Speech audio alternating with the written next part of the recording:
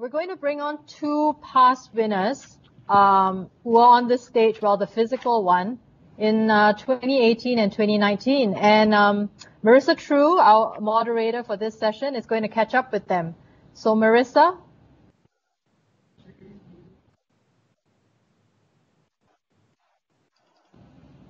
Hi, everyone. As per Vera's introduction, for the next 15 minutes, we're going to catch up with the winners of our previous WiT Startup pitch competition. So I'd like to introduce Matthew Howden, co-founder of IDEM Hospitality and the Senior VP and General Manager of Attendee Experience at Groups 360, and Dylan Tan, CEO and co-founder of Split. Hi, guys. Hi, Marissa. Hi, Marissa. Hey, Matthew. To offer a bit of context to this conversation, Split is an online payment solution startup that allows customers to pay in installments, while IDEM Hospitality, or now Groups 360, is a cloud-based group reservation software for hotels. So we're going to jump right into it. We'll start with a timeline of when the pandemic hit. Dylan, I'd like to start with you and find out what the immediate impact COVID had on Split as a business and how you responded. Yeah, thanks. So when we won this Web and Travel award in 2018, we were a completely different company, focusing specifically on the travel industry. And I think it was early April, where I looked at my co-founder, and pardon my French, really said we're screwed. Like, really, because our partners were all not doing any travel, borders were closed, our revenues had literally dropped to rock bottom. And then we sort of had to figure out exactly after like maybe a couple of sleepless nights and a lot of panic attacks, we had to figure out where we needed to shift our business to. So we were tracking where consumers were shifting their spending, less onto travel, obviously, and now into more things that you can buy online and use at home, like a yoga mat or a Nintendo Switch. So having no idea of the consumer retail space, goods and services, e-commerce, we hacked our way to a solution, and we got our very first customers. I literally called some friends back home in Penang and said, hey, who are running some online stores. Hey, do you want to use our service? I'll give it to you for free. I was literally begging them to use it for free. Let your customers pay in installments. I think the rest was history. Like we figured out that customers really love this, businesses really love this. And we started signing on big retailers across Malaysia. That was really exciting. And we just hit like our $1 million in sales a month ago. So that was really exciting times for us and to shift into this space.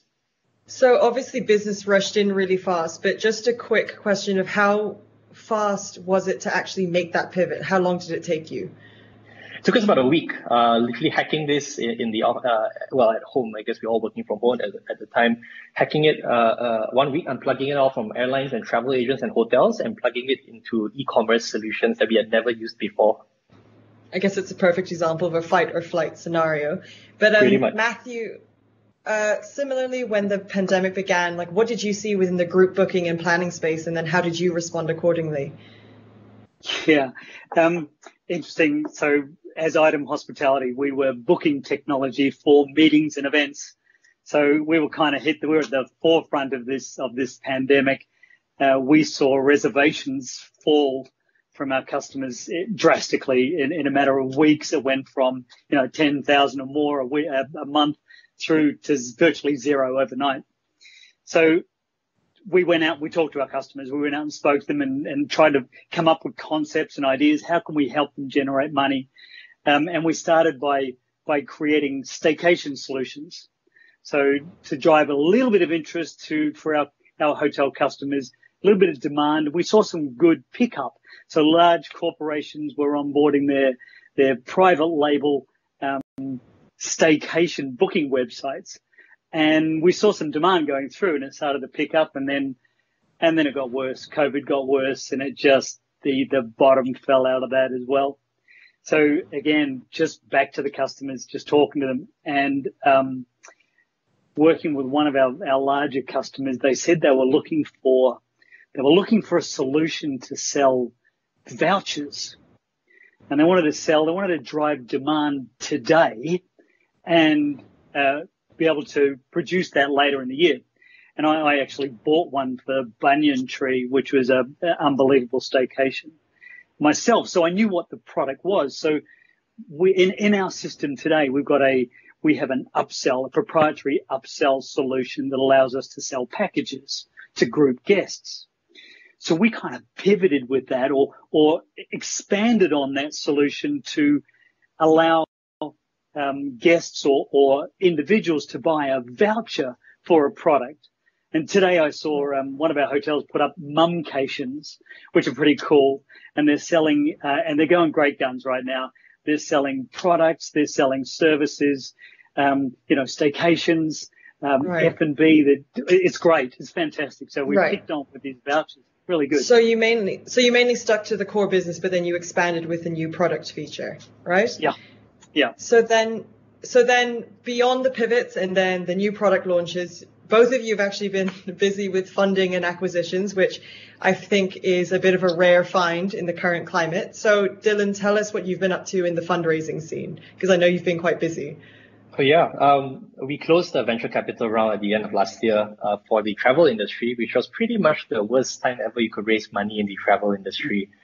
But I think with our change in focus and the crazy growth that we experienced, we raised the follow-on round a couple of months ago, and we're already actively raising our next round, barely a few months after the last round, just to fuel that growth we are going through right now.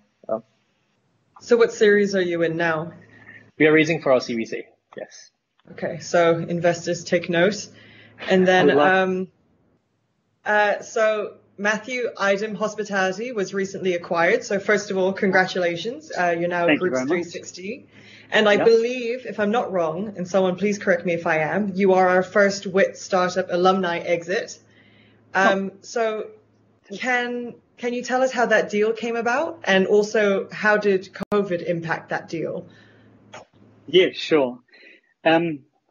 So back up to, I think it was like June 2019, we were introduced to the guys at Group 360 by the Accor team that we've been working with very closely.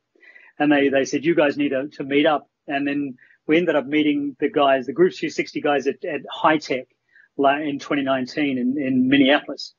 And we just hit it off, and they've got this platform that simplifies meetings. And we saw opportunities, how we can partner together. We've got a product that simplifies group reservations for meetings and events. And they're driving demand for meetings and events at one end, and simplifying the entire process with the planner and with the hotel. We saw a partnership going on, and those partnership discussions, they turned into acquisition discussions in October of last year.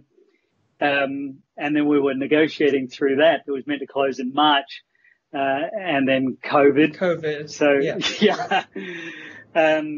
so it certainly just took the wind out of everyone's sails. We just slowed down a bit. It didn't affect the deal, which is great. We continued on. The discussions kept moving, and it just actually gave us a bit of breathing space to be able to complete the deal in the lull of business, right? Because doing a merger and acquisition is a lot of hard work in the first place. So having that little bit of a lull made it a little bit easier. So in a twisted kind of way, it actually worked to your advantage when most businesses were completely paralyzed, which I think is a dark benefit. So that being said, we have pivots, we have product launches, we have funding, we have acquisitions. So, I mean, it's needless to say, you're both really strong examples of two startups that have actually managed to make lemonade out of lemons.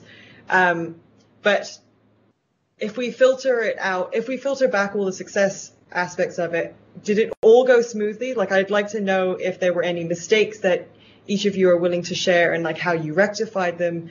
Once we take away the veneer of, this year's successes, what did you get wrong? Okay, I'll go first. So I think when we first started off from that 0 point where we had no business at all, we first started to get our first few merchants and customers on board. I really wanted to deliver them a really good concierge service. I was literally hand-holding our customers. Hey, I'll get you on board. Let's do it today. Any customer issues or partner issues, just literally WhatsApp me or give me a call.